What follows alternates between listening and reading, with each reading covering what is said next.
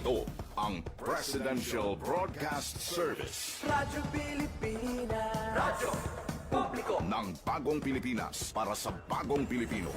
Naghahatid ng mahahalagang balita at impormasyon na guugnay ng pamahalaan sa sambayanan. Tulay sa himpapawid ng serbisyo publiko. Radyo Pilipinas. Radyo Publiko. Ang boses ng Pangulo. Sa Iloilo, Radyo Pilipinas. 585 AM.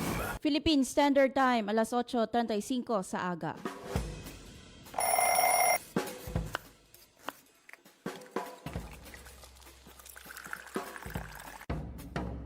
Aga sa Iloilo. Masako. Magahod. Mapagsik. Panibagong adlaw pagkatapos ng paghuway sang gabi antes. Bag-o nga paglaom. Isa naman kapag himakas sa matahong nga palaabuton. Iloilo Morning, ang programa nga kaupod ninyo sa pamahaw kon aga. Magadulong sang labing ulihi nga balita, mga istorya halin sa Iloilo, kag iban nga bahin sang rehiyon, mga ginahuluhang balan, kag mga trending topic sa social media. Ululupod naton at tubangon ang maayo nga aga. Magpamati na sa Iloilo Morning! Diri sa 585 kHz sa AM bands ang inyong mga radyo. Radyo Pilipinas Iloilo, the only government radio station in Western Visayas.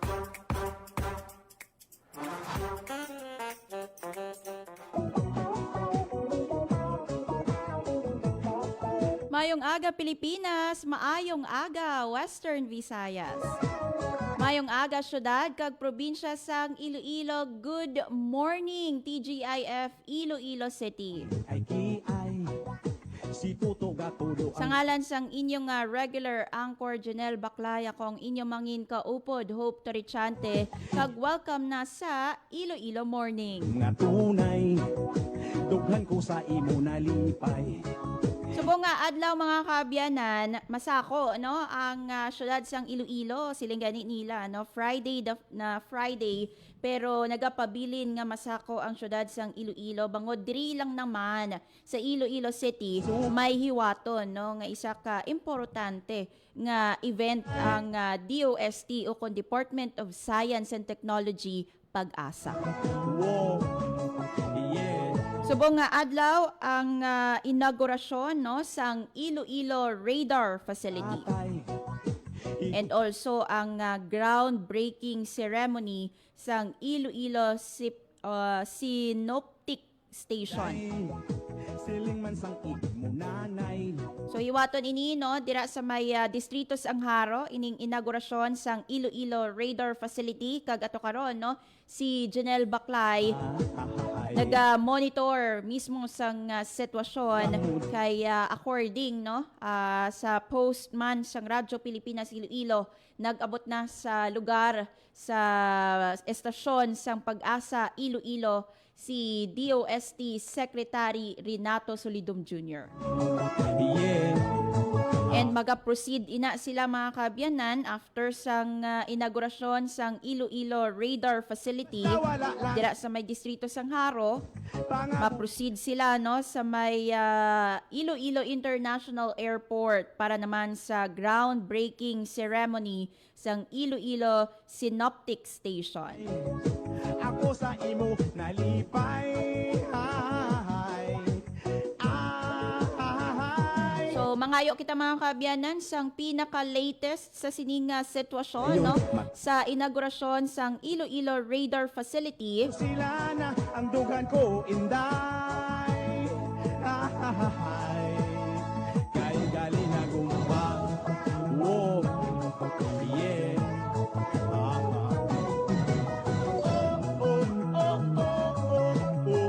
Mga kaabyanan, no, yari sa aton nga piyak nga linya si Janelle Baclay live dira sa may estasyon sang DOST Pag-asa Iloilo. Jen, maayong aga. Regular. Jen? Filipinos are known for resilience with the ability to recover. Jen, mayong aga. Tubong diri sa may Iloilo Complex Station sang Pag-asa sa West BR Barangay Butatala Haro sa diin nga mayara sing ginahiwat nga inauguration sang Iloilo Radar Facility.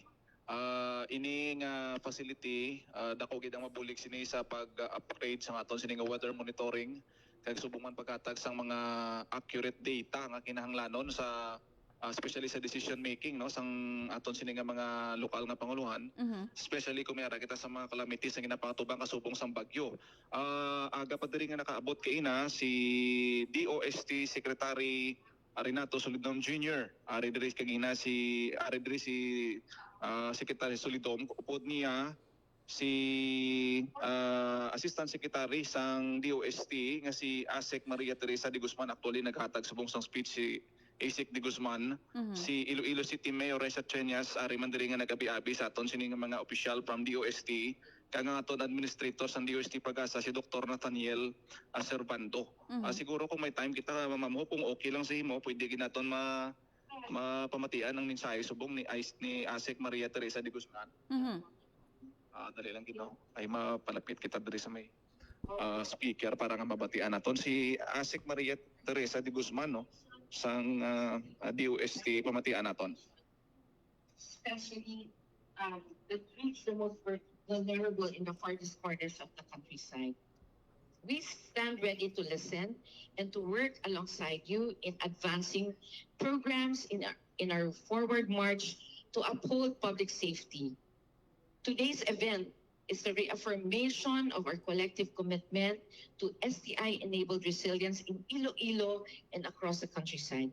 Human and institutional resources of government, scientists, sana nga manggaling na sa Pisay, local leaders, di ba, Mayor, and community stakeholders must complement and march out in the same direction. Sabi nga ni Mayor, dapat guided by data. But Mayor, also united in purpose and firmly anchored in the service of the Filipino people. Maraming salamat po at patuloy nating isulong ang agham para sa ligtas at maunlad na Pilipinas. Yan, Ma'am Hope, kumusta ang audio naton?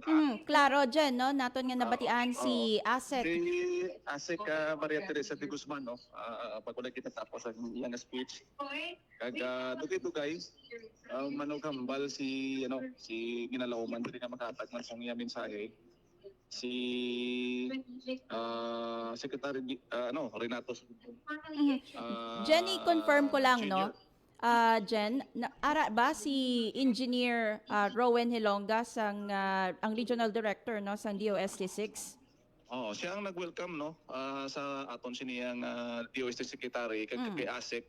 Upod niya si Board Member Rolly Distora nga mo naman niya ang representative ni Iloilo Governor Arthur Defensor Jr. Si Iloilo City Mayor Reza Chenyas Ariman kagauna ginanga naka-speech si Mayor Reza thanking sang DOST sa tanan nga mga support nga ginahatag especially sa pag-enhance o pag-upgrade sining Iloilo Radar Facility. Actually hindi lang Iloilo Radar Facility Hope no ang inagurahan. Mayara man sang groundbreaking ceremony nga hiwaton sa udto sa Iloilo Airport no. Ini naman niya Iloilo Synoptic Station nga iga-install dito sa Iloilo Airport. Ang ini nga mga facilities maka gid ini no tako gid ning bulig sa data gathering sa accuracy, sa weather monitoring system, parts ng mga securities kag mga data sa kinahanglan sa aton siniyang aviation o konsang kaap sa mga biyahe sang eroplano. So do ka multi-purpose gid ang natuyuan sa sini nga mga technological facilities no nga gininagurahan diri sa may Iloilo Complex Station sa Pag-asa kag ang ikaduha groundbreaking sang Iloilo Synoptic Station. So subong gahambal si Engineer Rowan Hilonga, Ma'am Hope. Kailangan ipabati na siya or wala ka na time? Yes, sure, Jen, no? Pamatian ta kahit tipot lang, no? Ang pahayag ni Engineer Rowan Hilonga. So kung ano lang aton nga maabta no sa aton sila nga programa pamatian ta si Engineer Hilonga, RD sang DOST Region 6. and national development. It is indeed an honor to introduce no less than the Secretary of the Department of Science and Technology, Renato Yusolidum Jr. Secretary Solidum is a respected geologist and science leader with nearly, take note of this one, 4 decades of experience in research, in disaster risk reduction and mitigation, and of course, public service. He earned his Bachelor of Science in Geology from the University of the Philippines, Diliman, before pursuing further studies abroad. He completed his master's degree in Geological Sciences. Mhm. By the way, si Engineer Hilongga, nag-introduce siya Oo. sa kay Dr. Renato Solidum Jr. Mhm. nga mo ang dinapit nga bisita sa sining Though wala gid ni inauguration. Oo. may ginamiss no nga opportunity si Secretary Renato Solidum Jr. Jen no, every time may activity ang DOST kag mga attached agencies. Sa full force gid diri ang ang aton sini nga mga officers from DOST, Mhm. Pag-asa, ang mga PDRRMO naton officials ari diri. Of course katapos ang media, ang aton nga alkalde, Mayor Raisa Treñas, kag mga officers from Civil Aviation Authority of the Philippines. Kaya from Pag-asa Complex, ma-proceed ni dayon sa Iloilo Airport sa diin nga pagkakantuan man naton. Pag maupod kita sa convoy sang mga opisyal. So dugay-dugay kung makahingagaw kita, Mhm. nami gid nga mapabati taton si Dr. Solidum. Aga pa di kagina si Dr. Solidum Oo, oo. sa seremonya Oo. nga nag-abot Ma'am Hope. Mhm. Actually, no, wala gid man na iya gapalate si DOST Secretary Renato Solidum, and in fact no kis naga-advance party pa na siya, advance siya no nga nagapadulong sa lugar kay kung aga naga-jogging pa na siya sa Iloilo River Esplanade. Dati no based sa nangin interview naton with the DOST Secretary Renato Solidum. Jen no, for the information of everybody, diin bala nahamtang ining DOST Pag-asa Complex. Ang Pag-asa Complex Station naton ari ini sa West PR, Barangay Puntatala, Iloilo City, kung sa diin hamtang man diri lang opisina sa aton sining nga Department of Agriculture. Ang kuan diri ang lugar diri open field ini kay man nagaserbi ini siya nga nga area sa tanan nga mga agricultural activities no. Diri ini diri gid ini sa tupad sang mga irigasyon, sang mga humayan, mga research center no diri sa may bahin sang West Piarc no. So diri nahamtang ang Pag-asa sa aton sining mga kauturan. So kanami di sang chimpo subong amo ni nga nagturo temprano kay tibalan man naton subong tama ka taas ang heat index kag mahangin diri no. Diri sa may area sang West Piarc Complex di as of now gahulat-hulat kita nga magumpisa ang mensahe ni Dr. Solidum, pero kagina naga-thankful gid ang aton sini nga mga opisyal from the province kay si Mayor Raisa Treñas sa iyang hambal nga paagi sa pag-upgrade sa aton radar facility, makahatag ini sang more accurate data nga basihan sang aton sini adlaw-adlaw nga pangabuhi, especially sa mga farmers naton, sa mga sa mga halimbawa may mga palabuton kita nga mga calamities, bagyo, baha. Ang data nga ma-provide sang Iloilo Radar Facility amoy na ginabasihan sa aton sini PDRRMO, City Disaster Risk Reduction Management Office, if there's a need nga preemptive evacuation. So thankful kita nga aton lokal nga panguluhan sa DOST sa pag-provide sini kay actually ang radar facility, Ma'am Hope, na ini siya, na guba ini siya no. Yes, 2022 kung di ta magsala or 2023 pag ini siya na nakayo siya kag inbag-o gid siya. November 2025 naging functional siya liwat no. Yes, So that's right. sang November 2025 nakabisita kita ganin diri kag part sang invitation sa ato no sang ilang head subong engineer na ragtaw nga mga official from DOST makadto gid diri para nga pangunahan ang inauguration sang pag-o niya ang ining mga pasilidad nga gin-install diri kag medyo masin naton nga medyo high-tech kag upgraded no ang ini nga mga pasilidad kag functional na ini subong amo ini ginabasihan naton every time nga magkuha kita sang weather report from Pag-asa. So ginagamit na ini ang mga pasilidad sa Iloilo radar facility naton, Ma'am Hope. Mhm.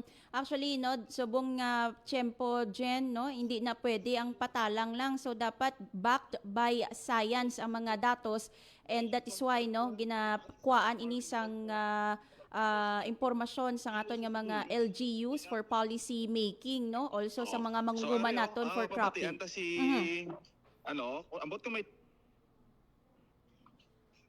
medyo kulapos ng imong time, pwede man karon, no, sa iba na lang na programa, pero algambal na si Director Solidom. Yes. Siguro, Jen, no, kuhaan namon ikaw sang dugang nga detalye sa ginahiwat, no, nga inaugurasyon dira sang Iloilo Radar Station sa Pag-asa Complex sa mga masunod, no, nga programa sang Radyo Pilipinas Iloilo. Jen, madamo gid nga salamat.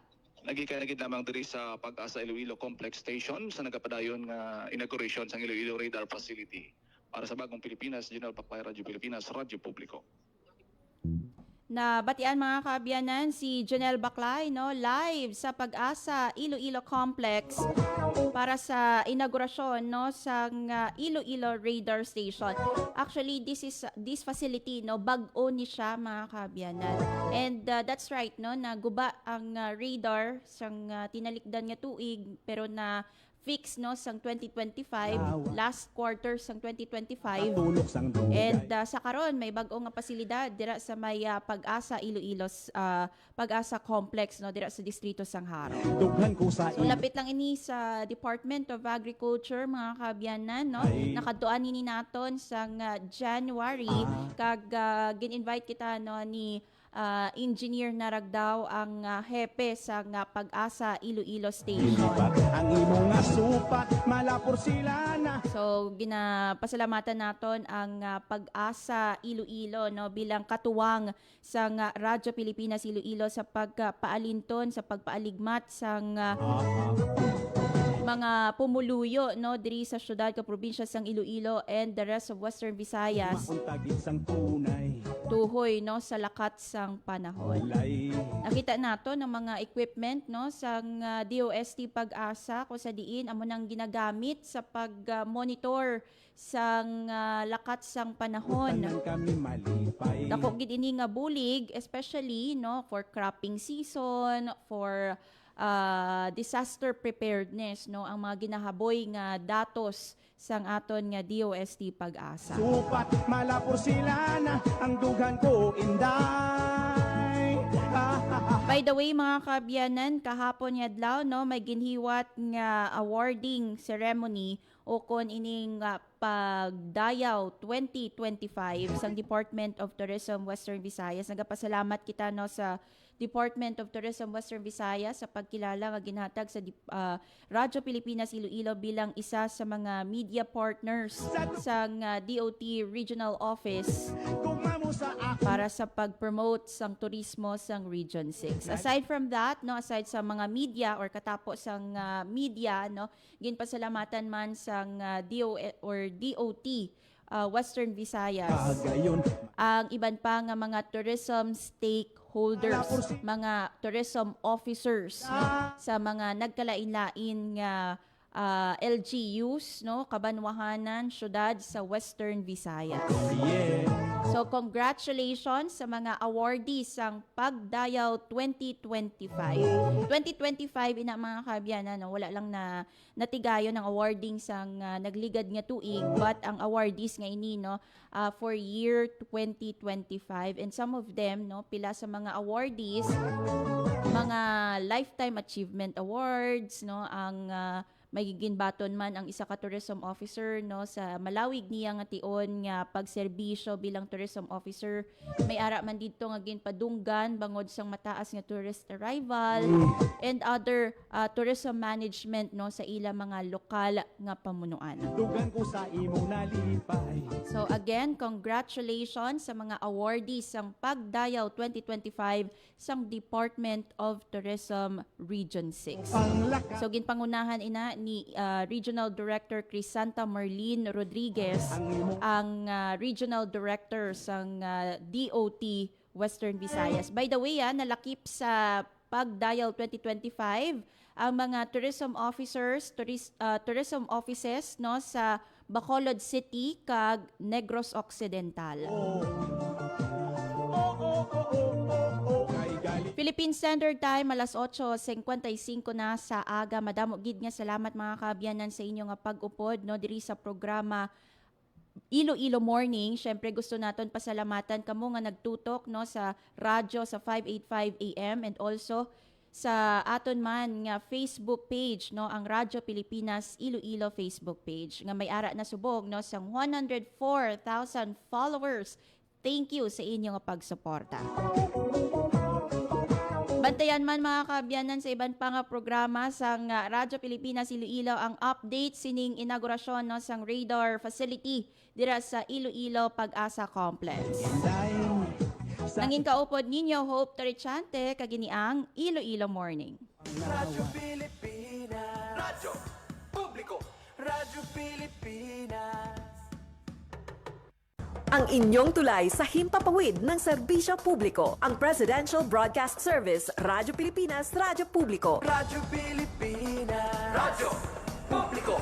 Kinilala ng pang-international at prestigyosong Asia Pacific Broadcasting Plus Awards 2025 para sa kategorya ng Government Streaming. Ito ay dahil sa epektibo nitong pagsasanib ng mga tradisyonal na media tulad ng telebisyon, radyo at print para masabayan ang mabilis na pag-inog ng mundo ng digital at social media tungo sa mas epektibong paghahatid ng mahahalaga at napapanahong mga impormasyon sa mamamayang Pilipino. Kinilala rin ang Radyo Pilipinas dahil sa patuloy na pag-akyat ng rating. Ngayon ay matatag sa pang-4 na pwesto sa Mega Manila ayon sa pinakahuling Nielsen Radio Audience Measurement Survey. At sa social media, nakamit ang mahigit 2,000% pagtaas ng bilang ng mga sumusubaybay sa Radyo Pilipinas page sa unang bahagi ng 2025. Patunay ito na ang inyong Radyo Pilipinas Radyo Publiko ay tunay na kaagapay ng inyong pamahalaan sa paghahatid ng serbisyo sa mga mamamayang Pilipino. Mula sa aming lahat, sa ngalan ng inyong pamunuan at mga kawani ng Presidential Broadcast Service, kasama ang inyong mga himpilan ng Radyo Pilipinas sa buong kapuluan. Maraming salamat po sa inyong lahat, sa inyong pagtangkilik at pagkilala. Radyo Pilipinas. Radyo Publiko.